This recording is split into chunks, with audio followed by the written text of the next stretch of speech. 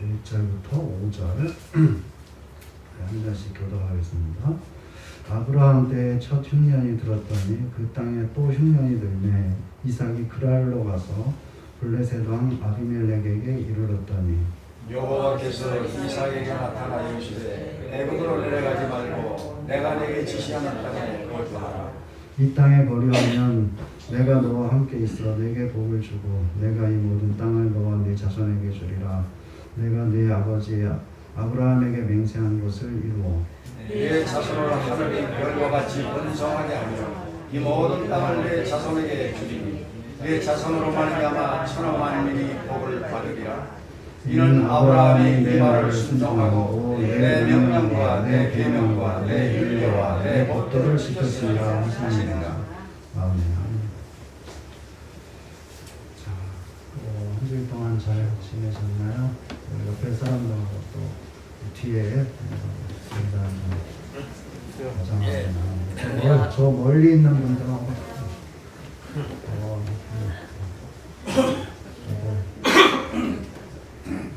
잘 계시고 또 비가 많이 오는데도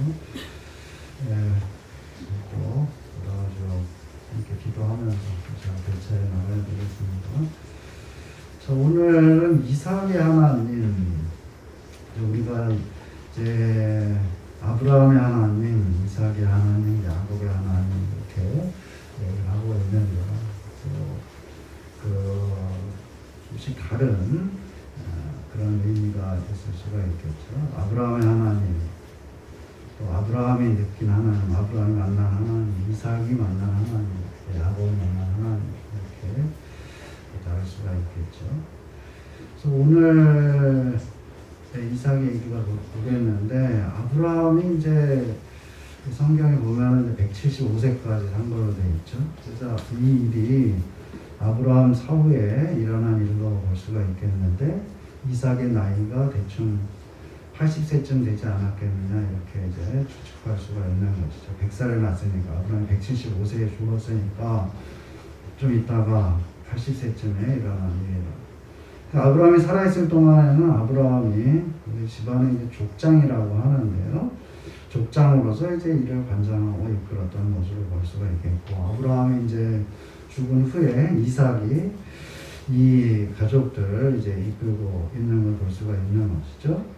1절에 보게 되면 아브라함 때에 첫 흉년이 들었더니, 그래서 이제 아브라함 때 흉년이 2번 들은 걸로 이제 성경에 나오고 있는데, 첫 번째는 흉년이 들었을 때 애굽으로 갔고, 또 두 번째 흉년 들었을 때 이제 그랄로 가서 그 흉년을 피하고 있는 것을 우리가 볼 수가 있는 것이죠. 그리고 이제 그때마다 또 내려갈 때마다 이제 애굽에 갈 때, 또 이제 그랄에 갈 때, 또 이제 아브라함이 자기 아내를 갖다 자기 누이라고 속이는 이런 일들이 있었던 것이고, 그때마다. 그래서 이삭이 그랄에 있을 때에, 그랄로 갔는데, 그랄에 있을 때 하나님이 이삭에게 나타나셔가지고 애굽으로 내려가지 말라 이렇게 말씀하시고 있는 것을 볼 수가 있죠. 그래서 이삭을 보게 되면 이삭이 흉년이 들어가지고 자기 있는 곳에서 먹을 게 없으니까 그랄로 갔는데, 그랄에서 하나님이 야 애굽으로 가지 말아라 이렇게 말씀하시는 것은 어떤 이 이삭의 계획 가운데서 그랄에 갔다가 애굽으로 가려고 하는 그런 마음을 먹고 있었던 것이죠. 그래서 하나님께서 그걸 아시고 애굽으로 가지 말아라. 그러고 내가 네게 지시하는 땅에 거주하라. 이렇게 말씀하시고 있죠. 내가 네게 지시하는 땅에 거주하라. 그리고 또 이제 3절에 보게 되면 이 땅에 거류하면, 그래서 이렇게 말씀하시고 있죠. 거주하는 것하고 거류. 거주하는 것은 이제 말하자면 계속 사는 것이고, 거류는 이제 임시적으로 사는 거예요. 임시로. 그래서 이제 이 거류, 이 땅에 거류하라. 그랄은 거주할 것이 아니라 거류할 것이라고 이제 말씀하시고 있고, 네가 정작 거주할 곳은 이제 내가 너에게 지시하게 하게 될 것인데 그 땅에 이제 가서 거주하라. 그리고 여기 지금 그랄에서는 계속해서 사는 것이 아니고 거류하라 말씀하시고 있고, 그리고 또 이제 애굽에는 내려가지 말아라 이렇게 이제 하나님이 지시하시는 것이죠. 하나님은 이삭에게 애굽으로 내려가지 않고 이 땅에 거류하게 되면은 이 땅에 거주하는 것이 아니고 거류하다가 하나님 말씀하시는 땅에 가게 될 것인데 복을 주실 것이다 라고, 그리고 또 이 모든 땅들을 이삭과 이삭의 후손에게 주시겠다고 말씀하신 거 있죠. 3절 중간에 보게 되면 이 모든 땅 그랬는데 사실은 그 복수로 되어 있죠. 그래서 이 모든 땅들이라고 해가지고 이 그랄 땅을 포함한 여러 땅들을 또 주시겠다고 이제 약속하시고 있는 것이죠. 이 땅뿐만 아니라 또 여러 땅들을. 그랄 땅은 아브라함에게 약속하신 그 약속의 땅에 원래 포함되지 않은 그런 땅이라고 볼 수가 있는 것이죠. 그런데 하나님은 이삭에게 아브라함에게 약속하신 그 땅에다가 그랄 땅을 더해서 모두 다 이 땅들을 주시겠다고 말씀하시고 있는 것이죠. 그리고 이제 애굽에 내려가지 말고 여기에 거류하게 되면은 이렇게 하시겠다 이렇게 말씀하시고 있죠. 그 하나님이 여기 말씀하시는 분위기를 보게 되면은 이삭을 또 책망하거나 또는 윽박지르거나 이렇게 하시는 것이 아니고 먼저 타이르듯이 이렇게 말씀하시고 있는 것이 느껴지고 있는 것이죠.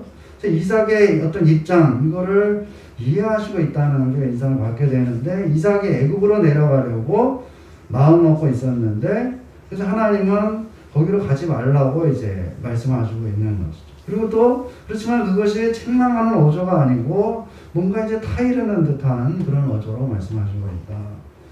애굽은 요셉 때처럼, 요셉 때 보게 되면 이제 이후의 얘기지만은 7년 흉년이 들어가지고 이제 굉장히 곤란하게 다 주변에 다 곡식들이 없게 되죠. 요셉이 이제 지혜로 7년 흉년이 들었을 때 저장을 해놨다가 이제 7년 흉년 동안에 먹고 이렇게 되는 것인데, 그러니까 애굽이라는 이 나라는 이제 그 나일강의 봄나무로 해가지고 이제 상류에 있던 여러 이제 좋은 흙들이 쭉 밀려 내려오는 거죠. 밀려 내려와가지고 삼각주에 다 땅을 펴가지고 기름진 땅이 자동적으로 되는 것이죠. 그러니까 씨만 뿌리면 그냥 곡식이 되는.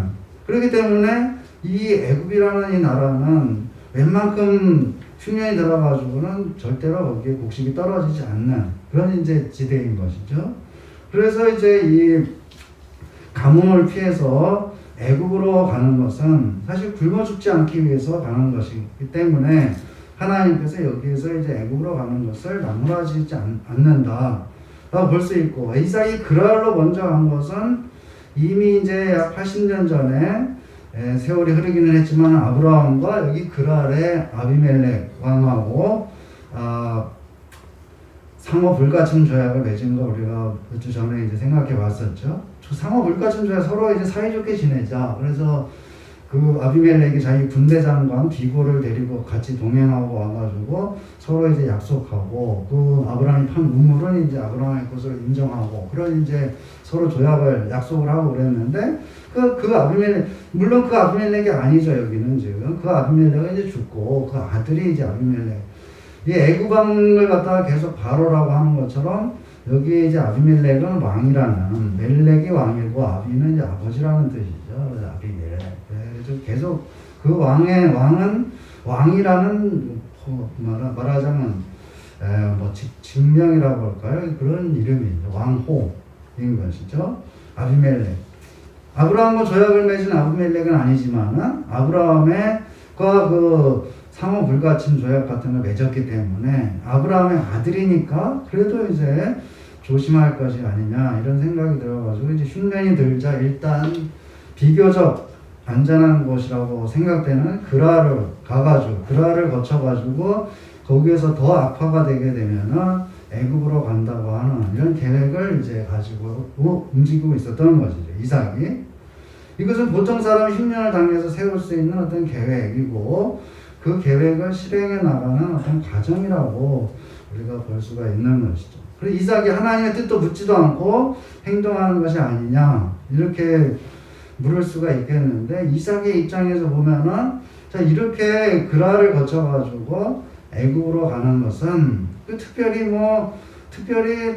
일이 아니다. 왜냐하면 여기 먹고 살아야 되기 때문에, 먹을 게 없기 때문에 먹을 것을 찾아서 가는 것은, 그렇잖아 거기서 굶어 죽어야 되니까 특별한 일로 생각되지 않았기 때문에 하나님의 뜻을 따로 묻고 말고 할 필요도 없다고 생각된 것이죠.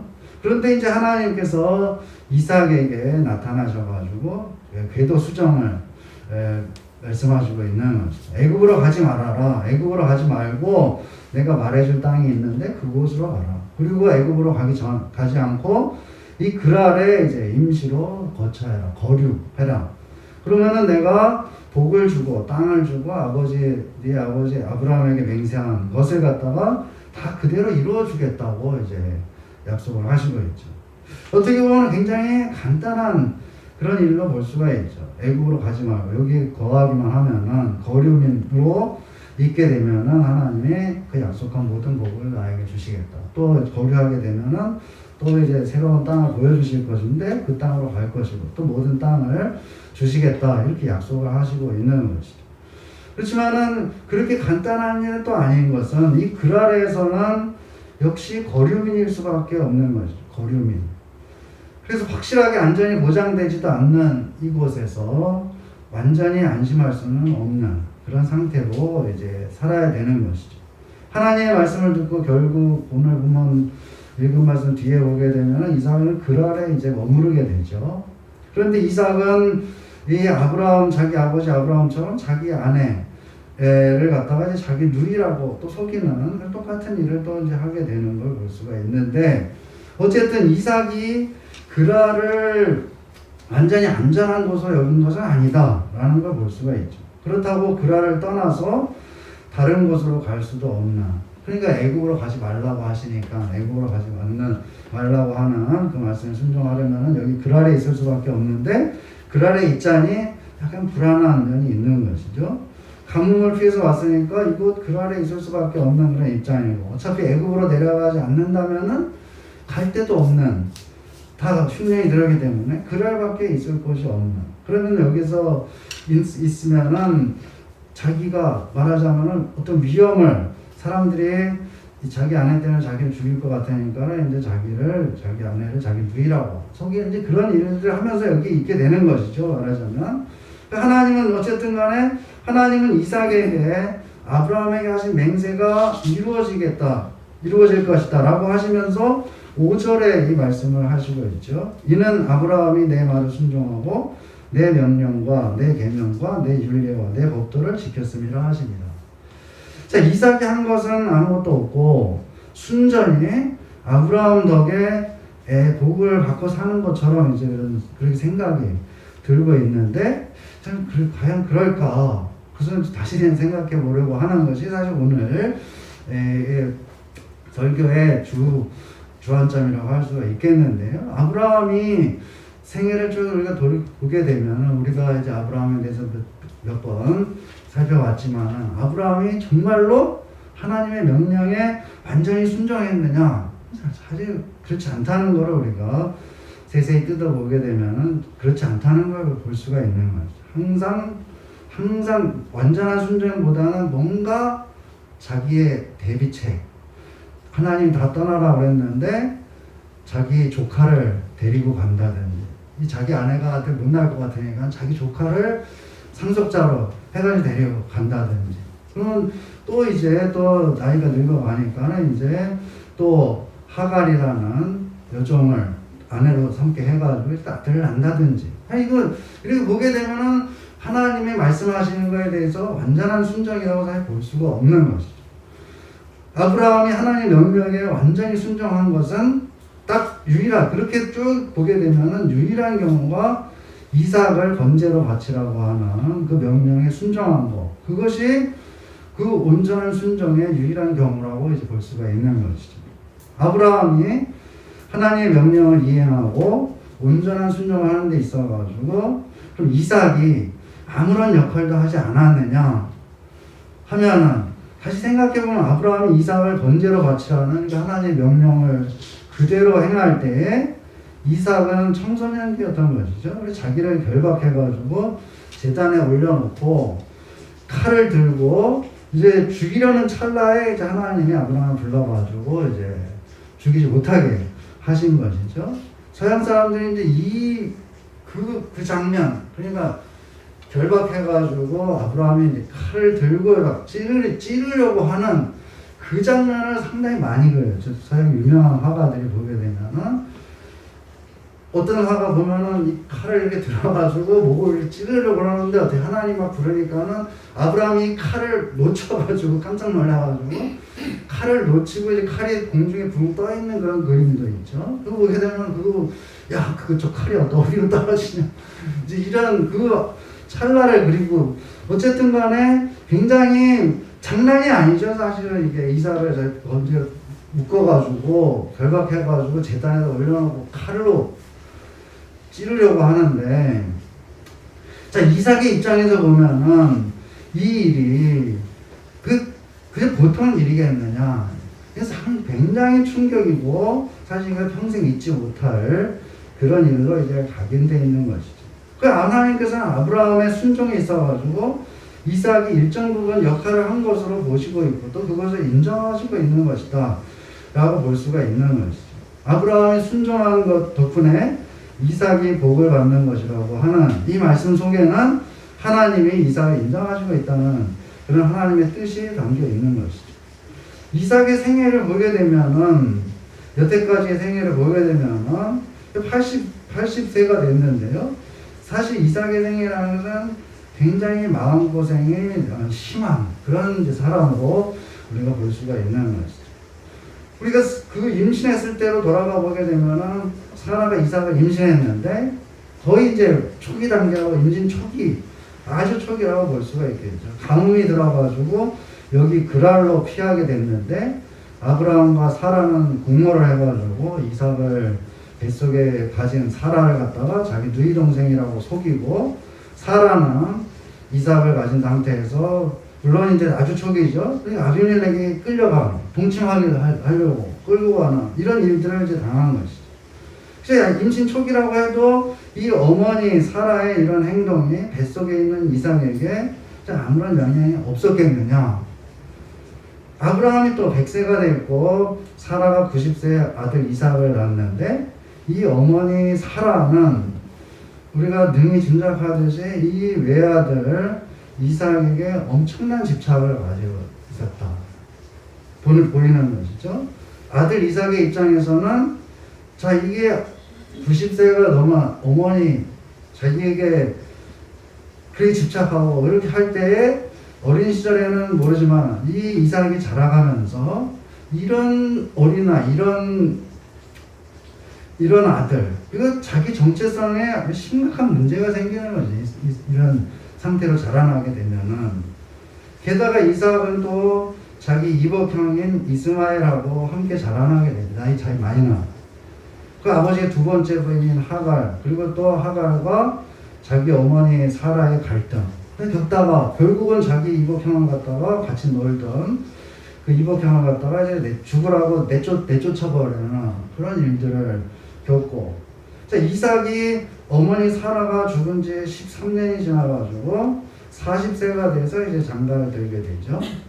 성경에 다 나오는 거죠. 40세가 돼서 장가를 들게 됐다. 어머니 사라가 죽은 지 13년이 지난 40세. 그래가지고 성경 24장 67절에 보게 되면은 이삭이 리브가를 맞이하는 장면이 나오는데 이제 이삭이 그 리브가라는 아내를 아브라함이 구해가지고 이제 데리고 왔죠. 그럴 때 데리고 왔는데 이삭이 리브가를 인도하여 그의 어머니 사라의 장막으로 들이고 그를 맞이하여 아내로 삼고 사랑하였으니 이삭이 그의 어머니를 장례한 후에 위로를 얻었다. 그 보게 되면은 어머니 사라의 장막으로 인도했다, 들였다. 그리고 거기서 아내로 맞이하고 삼고 사랑했다. 자, 이게 사라의 장막이라는 게 지금 죽은 지 13년이나 지났는데 자기 자기 엄마를 갖다가 그 장막을 갖다 그대로 놔두고 있다는 것이고 또 그 장막, 그 사라의 장막으로 자기 아내를 데리고 가서 거기에서 그 신혼방이 아니고 자기 엄마의 장막으로 어머니의 장막으로 들여가지고 거기서 동침했다는 것이죠.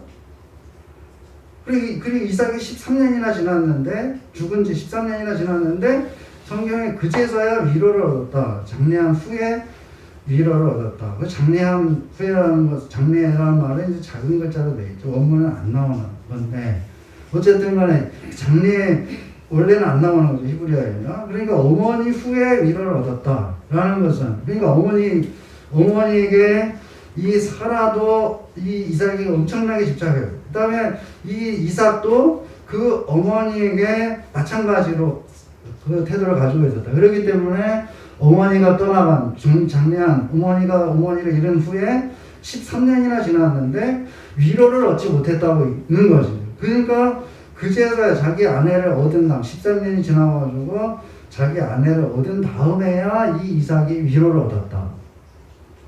굉장히 불쌍한 사람이죠. 어떻게 보면은 자기 어머니 사라의 장막이 13년이나 지나갈 때까지도 그대로 있고 그래도 자기 아내를 그걸 데려가. 거기 13년이 지났는데도 그제서야 위로를 얻었다. 자, 이것은 이삭이 잘못했다는 것이 아니고 이삭이 마음고생이 심했다는 것을 단적으로 보여주고 있는 것이죠. 이것은 어떻게 보면 이 이삭이라는 인간, 한 인간으로서 이삭을 보게 되면은 참 이제 안 됐다라고 볼 수가 없는 거예요. 참 이제 정말로 마음고생이 심했겠다. 그리고 또 그 마음이 굉장히 여린 것이 아니고 이제 이 환경, 자기 어머니가 이제 늦게서야 아들을 낳으라 해가지고 한 40세에 결혼했는데 정작 또 아이를 낳은 건 60세에 낳게 되죠. 20년 동안이나 애가 없는 그런 상태로 지나가게 되고. 그러니까는 이렇게 순전히 추측이지만 그 부부 사이의 이 관계가 그렇게 원만하지 않지 않았겠느냐라는 제 나름대로 추측을 해보는데 어쨌든 간에 그 추측이고, 이삭이 어떤 인간적으로 보자면 이런 이삭을 볼 때 하나님께서 굉장히 애틋한 마음으로 보시고 있는 것이 아니냐를 볼 수가 있는 것이죠. 아브라함이 하나님의 뜻에 순종하면서 살기 위해서 애쓸 때에 그 가족으로서 가장 직접적인 영향을 받는 이 아들 이삭이 아무 생각 없이 그대로 받아들이고 그 아버지처럼 순종할 수가 있었겠느냐. 참 힘든 것이죠. 독립운동한다고 우리 제세 때는 독립운동하면서 가산을 다 팔아가지고 뭐 만주로 어디로 사이로 다니고 이렇게 하면서 할 때 정작 그 가족 자녀들 학교도 못 다니고 정말 이제 무식해가지고 그 독립운동 얘기가 있죠. 어떤 그 독립운동하는 사람 이제 죽고 그 아들을 갖다가 이제 간신히 어디 뭐 찾지도 못해가지고 간신히 찾았는데 옛날 얘기죠. 간신히 찾아가지고 그 사람한테 뭐를 정부에서 직업을 줬는데 우체부를 시키려고 했는데 이 사람이 한자를 못 읽어. 옛날에는 주소를 한자를 다 쓰니까 한자를 못 읽어가지고 그것도 못 시킬 정도로. 자, 그런 이제 이렇게 되는 거죠. 그러니까 그 아버지가 훌륭하고 위대할수록 그 아들은 굉장히 고생하는 경우가 많은데 여기 이삭도 좀 마찬가지가 아니냐. 아브라함은 하나님께 순종하느라고 이삭을 잡아 죽이려고 했는데 그 일을 당하는 이 입장에 있는 이삭은 그것이 정말 아무것도 아니냐. 아버지의 마음과 똑같이 정말로 자기가 죽어도 좋다 그러고 거기에 있었겠느냐. 물론 그렇다고 할 수도 있겠죠. 하지만 하나님 그렇게 완전히 아브라함과 똑같은 입장에 있었다고 이제 볼 수가 없는 거죠. 어쨌든 간에 이 아버지와 아들로서의 관계 또는 아브라함은 하나님의 뜻에 완전하게 순종하기 위해서 애쓰고 할 때에 그 이삭이 당해야 되는 고통, 괴로움, 그리고 또 이제 그 어머니와의 관계, 이런 환경 속에서 이삭이 당하는 여러 가지 입장들, 그 관계 가운데서 마음고생을 하고 마음을 졸이고 한 여러 가지 것들, 이런 것을 종합적으로 생각해 볼 때 이삭의 이 삶이라는 것은 그렇게 아주 겉으로 보기에는 굉장히 유복한 과정에서 순탄하게 자란 것 같지만 그 마음의 풍랑 또는 여러 가지 이 마음의 어두운 구석들, 이런 것을 우리가 상상을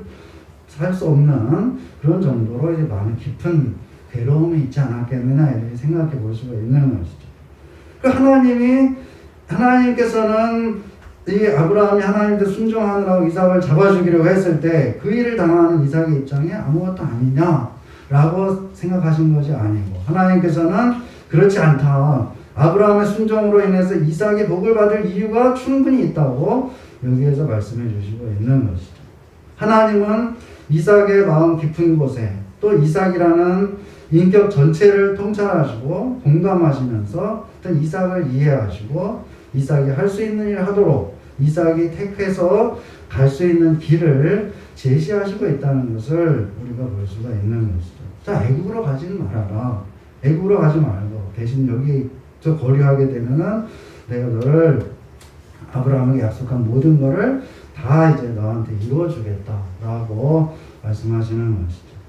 자, 이삭을 이와 같이 인도하시는 우리 여호와 하나님, 오늘도 살아계셔서 우리를 깊이 이해하시고, 또 우리가 남모르게 당한 여러 가지 괴로움들, 우리의 고민들, 또 이제 우리가 살아가는 환경 가운데서 당할 수밖에 없는, 있을 수밖에 없는 여러 가지 트라우마라고 하는 것들, 여러 가지 상처들, 깊은 상처들, 이런 것들 하나님께서 깊이 통찰하시고 하나님이 우리를 이해하시고 우리를 인도하시고 있다고 하는 그런 사실을 이 이삭의 이런 경우를 통해서 우리들에게 가르쳐 주시고 있는 것이죠. 이삭이 아무것도 하지 않고, 이삭은 아무것도 아니고 아브라함만 위대한 사람이다 라고 그렇게 하나님이 보시지 않는다.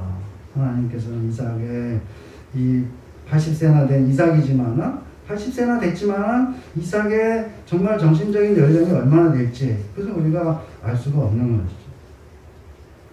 이런 이삭을 이해하시고 또 이삭이 할 수 있는 일을 조금만 결심하게 되면 할 수 있는 일을 제시하시고, 또 그냥 제시하시는 것이 아니고 또 그렇게 하게 되면은 내가 이러이러한 것들을 또 해주겠다고 약속을 하시면서 이 이삭에게 확신을 주시고 그 길을 말하자면 살살 이렇게 다정하게 또 토닥거리시면서 인도하시는 그런 모습을 우리들이 볼 수가 있는 것이죠. 하나님은 굉장히 자상하신 분이다. 또 끝까지 함께 하시고 또 우리가 택할 수 있고 또 할 수 있는 그런 길을 제시하시면서 우리를 인도하시는 그런 사려 깊으신 분이라는 것을, 세심하신 분이라는 것을 우리가 볼 수가 있는 것이죠. 다시 한번 이 아브라함의 하나님, 또 이삭의 하나님, 야곱의 하나님 대신 살아계신 우리 하나님, 또 넓고 크신 은혜 가운데서 우리 험한 세상에서 승리하면서 살아갈 수 있도록 우리를 이끄시는 우리 여호와 하나님을 항상 의지하고 날마다 승리하는 우리 삶이 되기를 주의 이름으로 축원합니다. 기도하겠습니다. 여호와 하나님, 은혜 감사합니다. 하나님 은혜 가운데 우리를 지키시고 우리가 또 이제 하나님 이삭에게 함께 하셨던 또 이삭을 격려하시고 또 하나님의 뜻을 따라서 행할 수 있도록 합당한 길로 인도하시는, 또 적당한 길로 인도하시는 그 여호와 하나님, 우리 마음속 깊은 곳에 있는 고민을 이해하시고 또 우리의 상처를 깊이 아시고 또 어루만지시는 우리를 인도하시는 우리 여호와 하나님, 우리가 하나님을 믿고 의지하며 하나님 은혜 가운데 날마다 승리하는 삶으로 살아가는 우리 모두가 되게 하여 주시옵소서. 그래서 정말 이제 이 험한 세상에서 이 세상에 지지 아니하고 하나님의 도우심으로 승리하며 살아가는 우리 모두가 되게 하여 주시옵소서. 예수님의 이름으로 기도드립니다.